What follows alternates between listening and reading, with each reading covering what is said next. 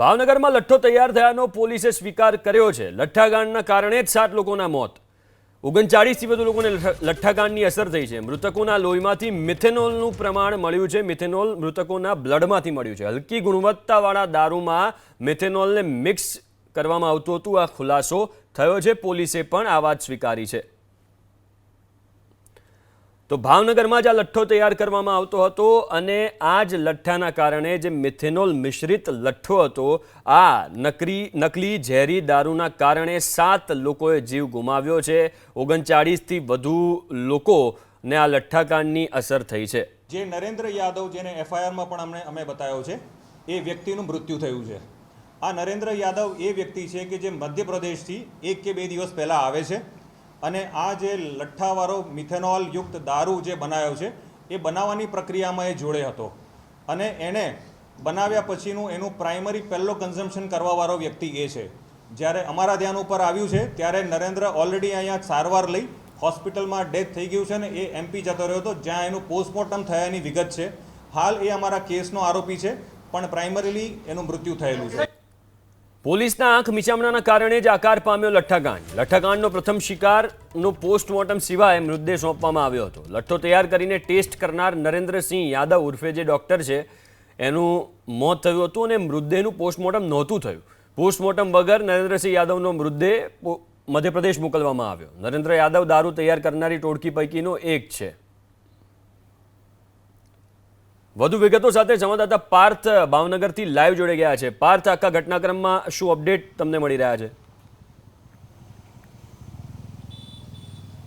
જો વિદેશી દારૂમાં લઠ્ઠાકાંડ થયો હોય તેવી ગુજરાતની અંદર ભાવનગરમાં આ પ્રથમ ઘટના છે કે જેમાં અત્યાર સુધીની અંદર કુલ 7 વ્યક્તિઓના મોત થયા છે અને 39 જેટલા જે અસરગ્રસ્ત વ્યક્તિઓ છે કે તેમને ભાવનગરની સરકારી હોસ્પિટલ તેમજ ખાનગી હોસ્પિટલની અંદર સારવાર ચાલી રહી છે। કહી શકાય કે ભાવનગરના જે વર્તેજ પોલીસ સ્ટેશનના તાબા હેઠળ આવતું વર્તેજ ગામ છે કે જ્યાં આંબલી વિસ્તારની અંદર આજે ગૌતમ સોલંકી નામનો જે મુખ્ય બુટલેગર હતો કે તેમના ઘરે આજે ડુપ્લિકેટ દારૂ છે તે બનાવવાનું પગેરું છે તે મળી આવ્યું છે। સમગ્ર ઘટનાને લઈને હાલ જે એસએમસીની ટીમ છે તેમના દ્વારા તાજેતરની અંદર જ પ્રેસ કોન્ફરન્સ કરી છે, જેની અંદર આજે પ્રસ્થાપિત થયું છે કે મિથેનોલના કારણે આજે લઠ્ઠાકાંડ થયો હોય અને તે પ્રકારની જાણકારી પણ અપાઈ છે। પરંતુ મહત્વની બાબત એ કહી શકાય કે આજે ગૌતમ સોલંકી અને જે રઈસ નામનો વ્યક્તિ હતા કે જે મધ્યપ્રદેશની અંદર રહેતો હતો અને તેઓ ભાવનગર આવ્યા હતા અને આ સાથે જે નરેન્દ્ર નામનો જે વ્યક્તિ છે કે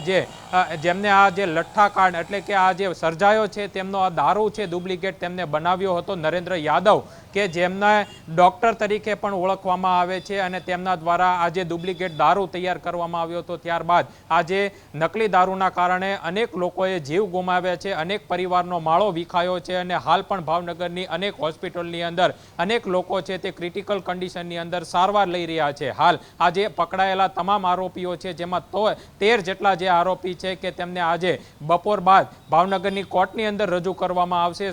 સ્વાભાવિક છે કે એસએમસીની તપાસ હેઠળ વર્તેજ પોલીસ સ્ટેશનના પીઆઈ છે તેમના દ્વારા ગુનો દાખલ કરવામાં આવ્યો છે। કુલ 21 વિરુદ્ધ ગુનો દાખલ કરવામાં આવ્યો છે, જેમાંનો નરેન્દ્ર યાદવ ઉર્ફે ડૉક્ટર એ પોતે પણ અંદર એમાં એફઆઈઆરમાં તેમનું નામ સામેલ છે અને તેઓનું અવસાન થયું છે। જોકે આ જે સમગ્ર તપાસ ચાલી રહી છે તેમાં હજુ પણ 7 વ્યક્તિઓ છે તે ફરાર છે, પરંતુ આ જે ઘટના સામે આવી છે ત્યારબાદ પણ ભાવનગરની અંદર અલગ અલગ વિસ્તારોની અંદરથી વિદેશી તેમજ દેશી દારૂ પકડાઈ રહ્યો છે અને આ જે ઘટના બની છે તેમાં નરેન્દ્ર યાદવ ઉર્ફે ડૉક્ટર કે જેમનું પોસ્ટમોર્ટમ છે તે ભાવનગરની અંદર કરવામાં નહોતું આવ્યું, એટલે કે ભાવનગર પોલીસની બેદરકારી સામે આવી છે। તેને લઈને જે ભાવનગર નીલમબાગ પોલીસ સ્ટેશનના જે એએસઆઈ છે ઉષાબેન ભીમાણી કે તેમને પણ સસ્પેન્ડ કરવામાં આવ્યા છે। આ જે સમગ્ર લઠ્ઠાકાંડ સર્જાયો છે તેની અંદર કુલ 5 પોલીસ કર્મચારીનો સમાવેશ થાય છે, જેમાં વર્તેજ પોલીસ સ્ટેશનના પીએસઆઈ તેમજ જે 4 અન્ય પોલીસ કર્મચારી છે તેમને પણ સસ્પેન્ડ કરવામાં આવ્યા છે। જોકે આ જે સમગ્ર ઘટના બની હતી તે 16 તારીખથી આ સિલસિલો શરૂ થયો હતો, જેમાં અનેક લોકોએ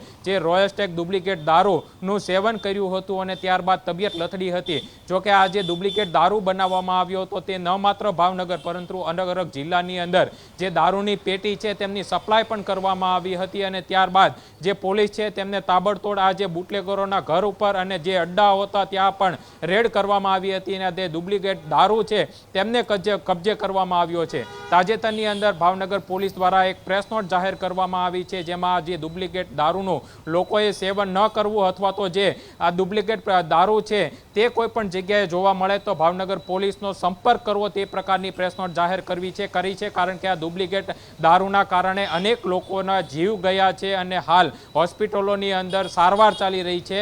ભાવનગરની જે એસએમસી છે, ભાવનગરમાં એસએમસી છે, છેલ્લા 3 દિવસથી તપાસ કરી રહી છે. જે પ્રકારે આ તપાસ છે તે આગળ વધી રહી છે, તેમાં અન્ય નામો પણ ખુલી રહ્યા છે કે આ પગેરું છે તે કઈ કઈ જગ્યાએ હોઈ શકે, કારણ કે જે અમદાવાદ સુધી આ જે મટીરિયલ છે, રો મટીરિયલ છે, ત્યાંથી લીધું હોય તે પ્રકારની જાણકારી પણ મળી રહી છે. પરંતુ હાલ તો એસએમસીની તપાસ છે તે ભાવનગર જિલ્લાના વિવિધ દિશાઓ તરફ આગળ વધી રહી છે. બિલકુલ, આભાર પાર્થ વિગતો આપવા માટે. તો 7 લોકોનો ભોગ લેનારા મુખ્ય આરોપી રઈસની સૌ પ્રથમ તસવીર અમે આપને બતાવીશું. એબીપી અસ્મિતા પર તમે આ નશાના સોદાગરને જોઈ શકશો. રઈસ મૃતક નરેન્દ્રસિંહ યાદવ અને ગૌતમ સોલંકીએ જ આ લઠ્ઠો, ઝેરી લઠ્ઠો તૈયાર કર્યો હતો. આ રઈસને તમે જોઈ લો, આ એ જ વ્યક્તિ છે જેના કારણે 7 લોકોના જીવ ગયા છે. આ એ જ વ્યક્તિ છે જેના કારણે આ ઝેરી દારૂ, મિથેનોલ યુક્ત દારૂ આવ્યો ગુજરાતમાં, લોકોએ પીધો અને 7 લોકોના મોત થયા અને અનેક લોકો હજુ પણ સારવાર હેઠળ છે. આ એ જ રઈસ છે જેણે દારૂ, મિશ્રિત દારૂ, મિથેનોલ મિશ્રિત દારૂ બનાવ્યો હતો. એની સાથે બીજા 2 જણા હતા, એમાંથી એક જે ડૉક્ટર જેનું મોત થઈ ગયું છે અને બીજો વ્યક્તિ હતો ગૌતમ સોલંકી. આ 3 જણાએ ભેગો થઈને આ લઠ્ઠો તૈયાર કર્યો હતો.